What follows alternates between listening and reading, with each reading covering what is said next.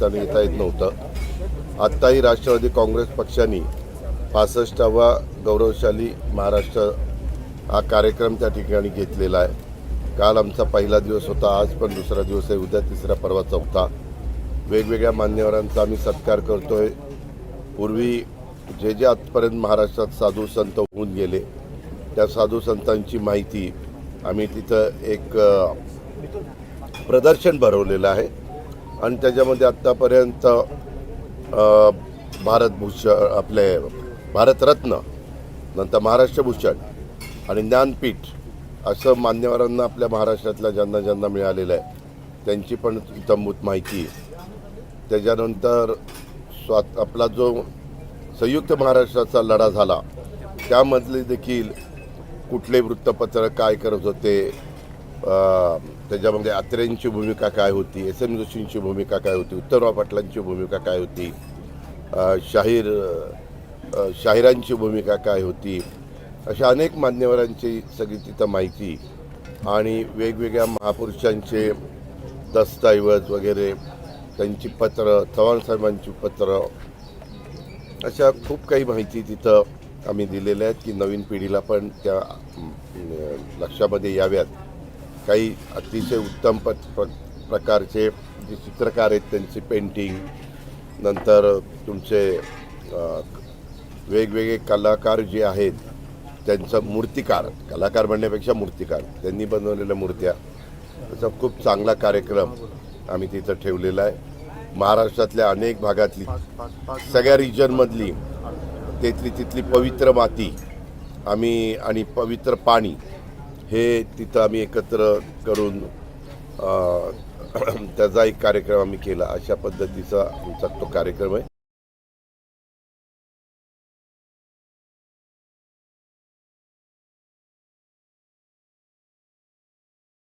आमची चंदगड जी जागा दुर्दैवाने त्या ठिकाणी गेली, इथं बंडखोर उमेदवार त्या ठिकाणी निवडून आला आणि आम्ही इथली कामं केलेली होती। राजेश पाटलांचं काम चांगलं होतं, मी पण उपमुख्यमंत्री यांना त्यांनी जेवढी काही मदत करता येईल ती केली होती। मुश्रीफ साहेबांनी पालकमंत्री यांना त्यांनी जे सहकार्य करायला पाहिजे होतं ते केलं होतं, पण कुठंतरी आमचे कार्यकर्ते कमी पडले, आम्ही कमी पडलो। त्याच्यामुळं मतदारांनी सगळीकडे आम्हाला सपोर्ट केला।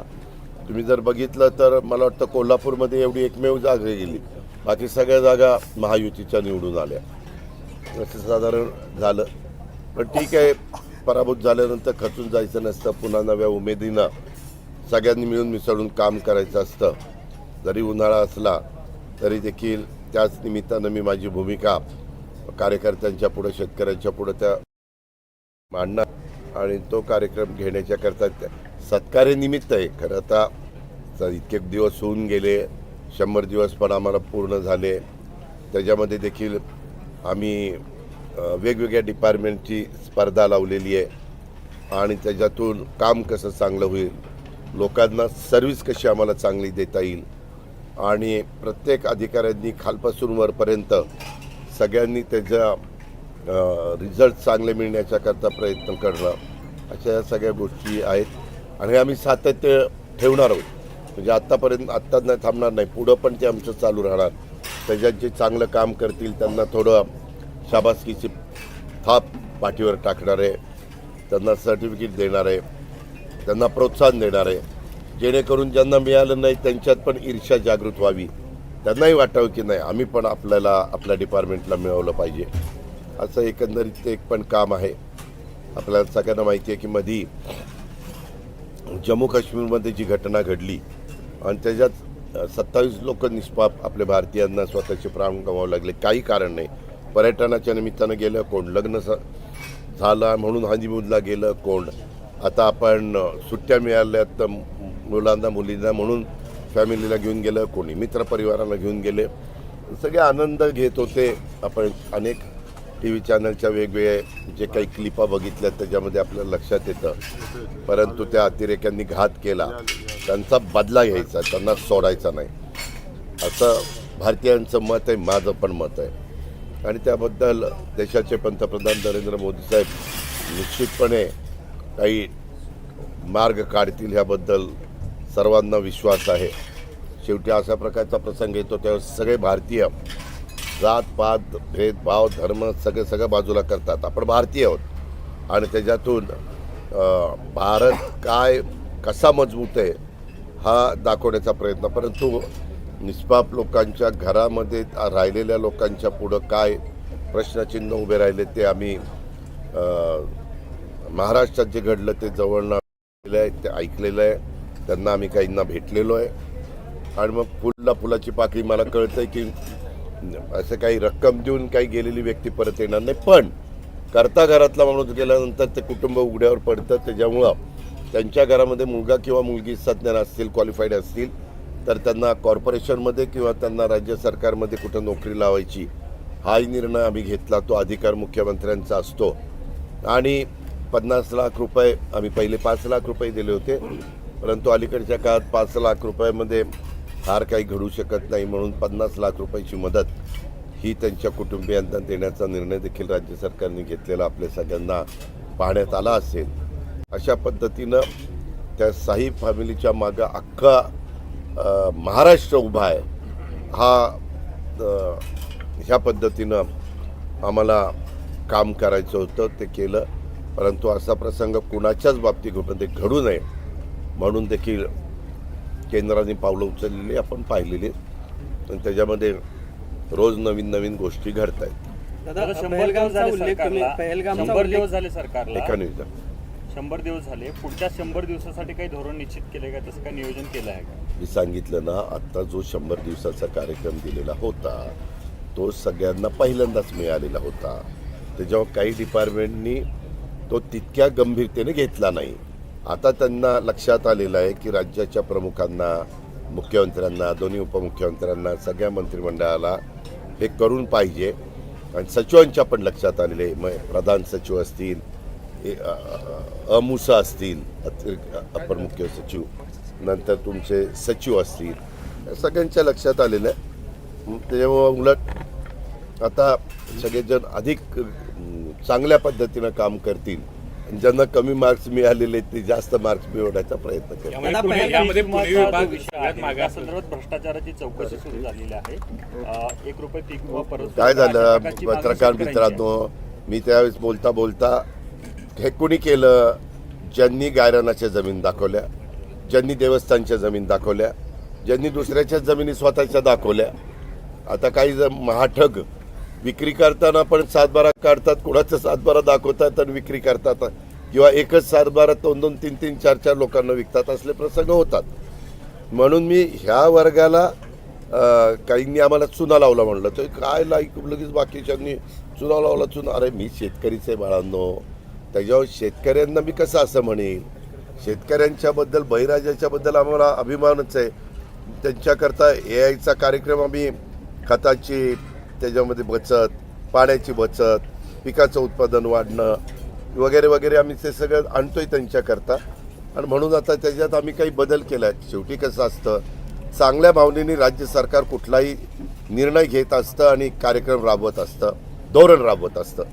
पण यदा कदाचित ते धोरण राबवत असताना काही महाठगांनी किंवा काही बनेल लोकांनी त्याच्यामध्ये अशा पद्धतीनं पळवाट काढली आणि त्यात करोडो रुपयाचं आपलं नुकसान झालं तर हा जनतेचा पैसा आहे. हे उधळपट्टी करण्याचं काही कारण नाही. आणि म्हणून आम्ही त्याच्यातनं दुसरा काही मार्ग काढलाय. शेतकऱ्यांना आम्ही पीक विमा देणारच आहोत, परंतु वेगळी स्कीम आणलेली आहे. ती आम्ही परवा कॅबिनेटला मान्य केली. देशात दादा आता जातनिहाय जनगणनेचा निर्णय झालेला आहे. मात्र यावरून आता श्रेयवाद रंगल्याचं पाहायला म्हणजे विरोधक दावा करतायत की आम्ही दबाव आणला म्हणून का तुम्हाला माहिती आहे पत्रकार मित्रांनो, महाराष्ट्राच्या राजकारणात विरोधक दबाव आणू शकतात. 238च्या विरोधात 50 विरोधक दबाव आणू शकतात? नाही, विषय संपला. दुसरं केंद्र सरकारमध्ये स्वतः नरेंद्र मोदी साहेब, त्यांच्याबरोबर नितीश कुमारजी, चंद्राबाबू नायडू, एकनाथराव शिंदे साहेब, चिराग पासवानजी, असे NDAचे आम्ही सगळे घटक. आमची संख्या कमी असल्यामुळे मी नाव घेतलं नाही, यांची संख्या जरा जास्त आहे म्हणून त्या प्रमुखांची नावं मी घेतली. आणि या सगळ्यांनी मिळून आज सरकारला पाठिंबा दिला आहे. आम्हीच राष्ट्रपतींना भेटायला गेलो होतो. राष्ट्रपतींनी पंतप्रधानांना बोलून शपथ दिली. कारभार चाललेला आहे. तुम्हाला असं वाटतं का देशाचे पंतप्रधान असं कुणाच्या दबावाला हे करतील? उलट अभिजात भाषेचा दर्जा इतके दिवस इतके राज्य केंद्रातली सरकार आली, महाराष्ट्राच्या मराठी भाषेला कधी अभिजात भाषेचा दर्जा मिळाला नाही? मिळाला. तो पंतप्रधानांनी दिला, आपण कौतुक केलं, अभिनंदन केलं. जनगणना, मी पण आज 35 वर्ष राजकीय जीवनामध्ये काम करतोय. पत्रकार मित्रांनो, ज्यावेळेस आम्हाला वेगवेगळे घटक भेटायला येतात त्यावेळेस ते सांगतात आमची संख्या एवढी आहे, आमची संख्या एवढी आहे, आम्हाला हा अधिकार मिळाला पाहिजे, हा आमचा हक्क आहे, एवढी तरतूद आमच्याकरता झाली पाहिजे.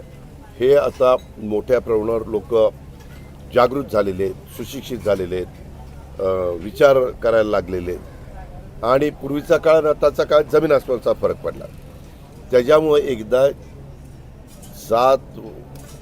सातवार जनगणना झालीच पाहिजे. नक्की कळेल की ST किती आहेत, SC किती आहेत, OBC किती आहेत, सर्वसाधारण किती आहेत, अल्पसंख्याक किती आहेत. अशा पद्धतीनं कळल्यानंतर आपल्याला पण अर्थसंकल्प ज्यावेळेस सरकार सादर करतं त्यावेळेस पण कुठल्या घटकावर अन्याय होऊ नये ही एक चांगली भावना आहे.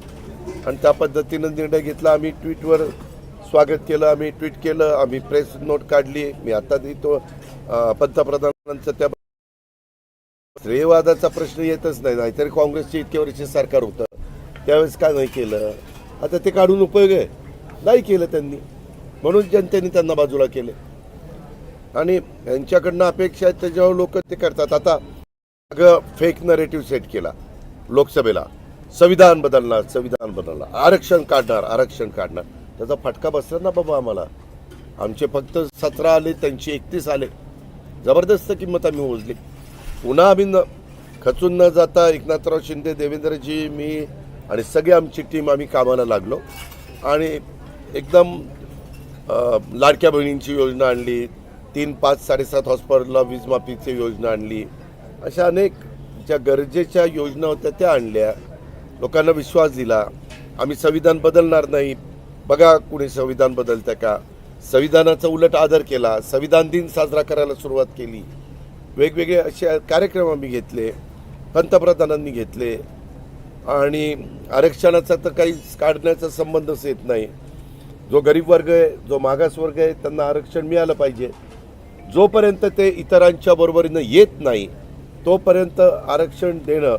नाहीतरी घटनेचे शिल्पकार डॉक्टर बाबासाहेब आंबेडकरांनी आरक्षण किती काळापुरतं द्यावं हे पहिलं सांगितलेलं होतं. पण त्या काळापर्यंत त्यांना जे त्यावेळेस वाटत होतं ते साध्य झालं नाही. आणि म्हणून राज्यकर्त्यांनी ते पुढं कंटिन्यू चालू ठेवलेलं आहे. लाडक्या बहिणीचे पैसे थोडंसं पुढे पाठीमागं नाही. होतात, त्याचं काही नियोजन केले का दादा? नियोजन केलेलं आहे, बजेटमध्ये तरतूद केलेली आहे. मला गेल्याच आठवड्यात आदिती तटकरेंनी, महिला बालविकासच्या मंत्र्यांनी आठवण केलेली होती.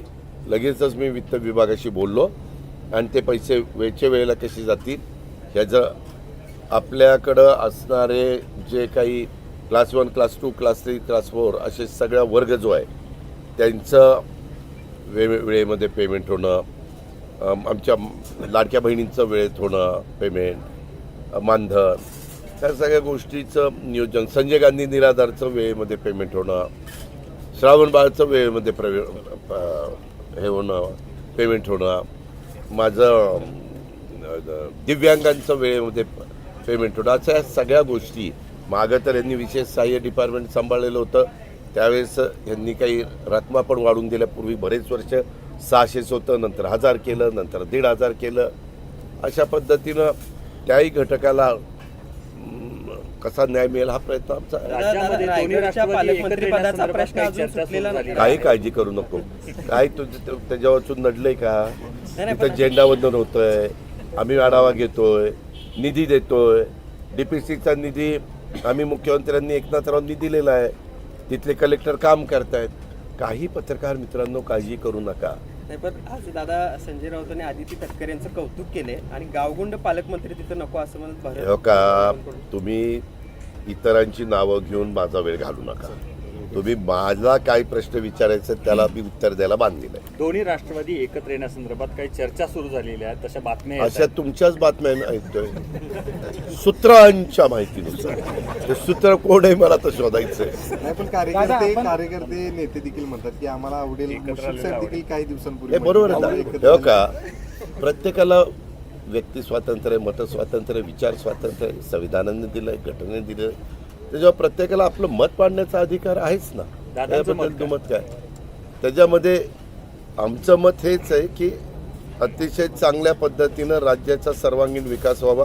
65 वर्ष झाली स्वर्गीय यशवंतराव चव्हाण साहेबांनी मंगल कलश आणून, मी काल पण बोलताना सांगितलं, आपलं अजून थोडंसं ते अधुरं राहिलं आहे.